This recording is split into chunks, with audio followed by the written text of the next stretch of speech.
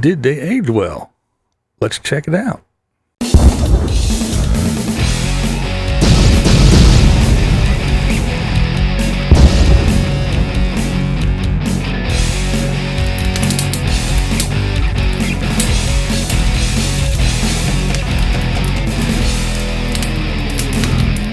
In this video, we're going to take a look at some actresses from the past, and we're going to see what they look like now and see how they aged over the years.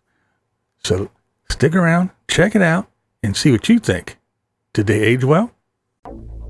Phoebe Cates, born July 16th, 1963, in New York. Phoebe's first role was in 1982 as Sarah in Paradise. Her rise to fame came that same year in Fast Times at Ridgemont High. The scene of Phoebe's character, Linda Barrett, at the pool in the red bikini was burned in many a teen boy's brain. Phoebe went on to do many films such as Gremlins in '84, Drop Dead Fred in '91, and Princess Caribou in '94. Cates retired from acting in 1994 to raise her children. She returned in 2001 for one film, The Anniversary Party, as a favor to her best friend and former Fast Times castmate, Jennifer Jason Leigh, who directed the film. Now, in 2020, Cates looks very recognizable. This actress, model, entrepreneur, and mother has aged gracefully over the years. I would say she has aged very well.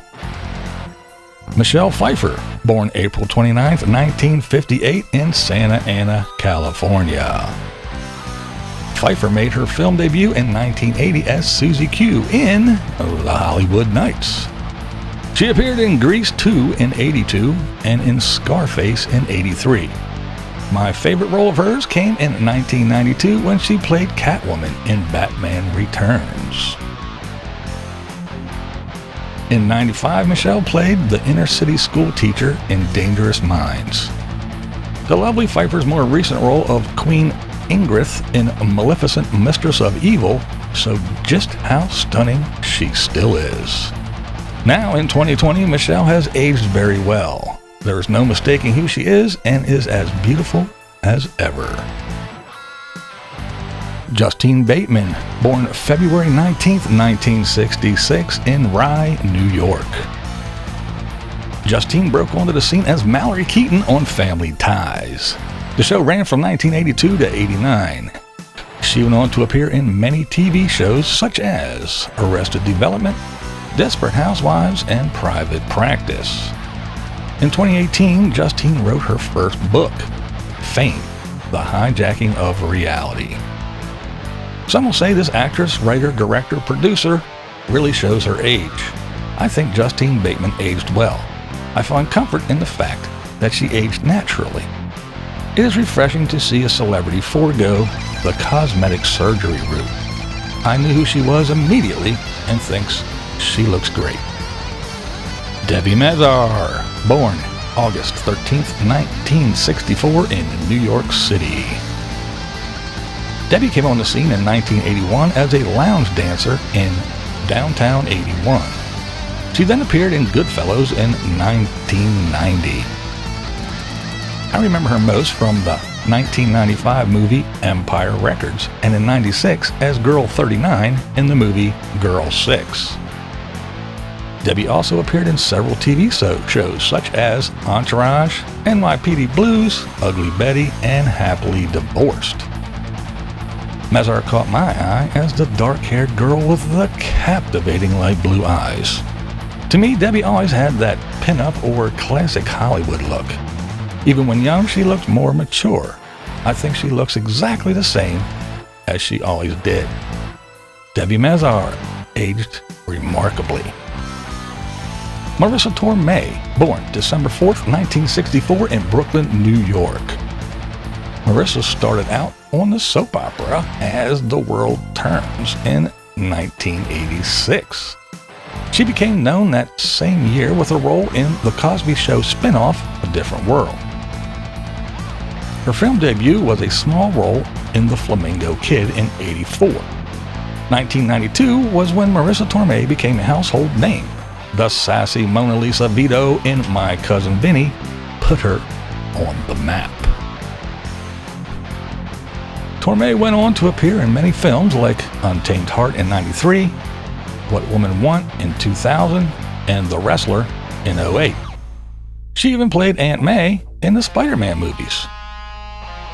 Marissa has changed very little throughout the years. Not just her face, but she has maintained her figure as well. I would say she has aged wonderfully. Renee Zellweger, born April 5th, 1969 in Katy, Texas. Zellweger's debut was in 1993 as Nessie White in Dazed and Confused. What Renee is arguably best known for is her role as Bridget Jones. There were several movies about the awkward but lovable Bridget Jones. Zellweger first caught my eye in 1995 when she played Gina in Empire Records. Renee appeared and starred in many movies. In 2019, she did a remarkable job playing Judy Garland in the movie Judy. Renee changed her looks fairly drastically.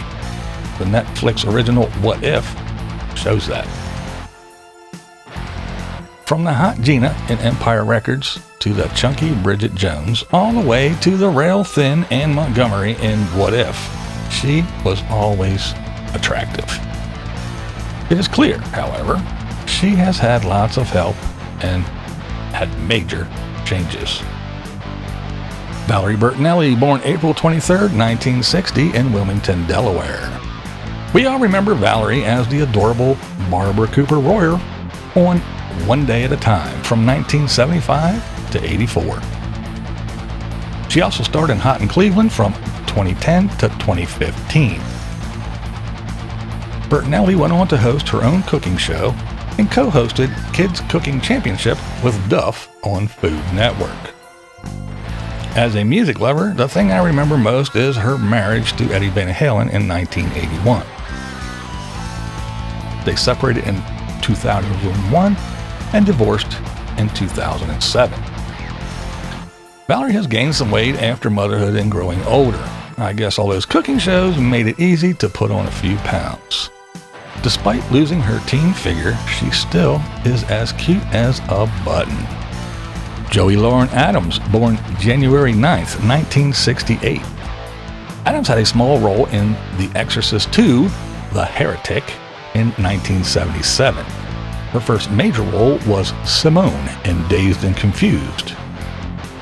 She appeared with Pauly Shore and Stephen Baldwin in Biodome in '96.